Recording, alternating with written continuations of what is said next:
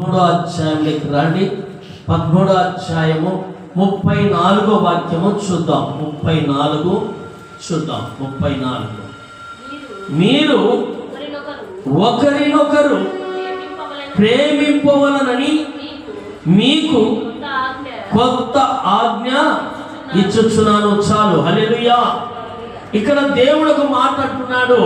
ఏమంటున్నాడు అని అంటే, ఇక్కడ 34వ వచనములో దేవుడు అంటున్నాడు, మీరు ఒకరినొకరు ప్రేమింపవలెనని మీకు కొత్త ఆజ్ఞ ఇచ్చాడంట. ఆజ్ఞ ఇది. ఆజ్ఞను అతిక్రమిస్తే ఏమైపోతుంది? పాపము.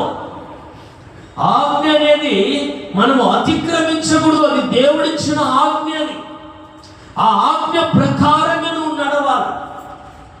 ఆ ఆజ్ఞ ప్రకారంగా నువ్వు ఎప్పుడైతే నడిస్తే నువ్వు దేవునితో నడిచినట్లు, లేదా అపవాదితో నడిచినట్లే.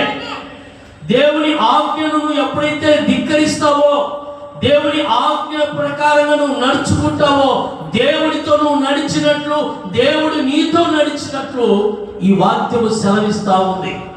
అయితే మనం ఏమనుకుంటామంటే,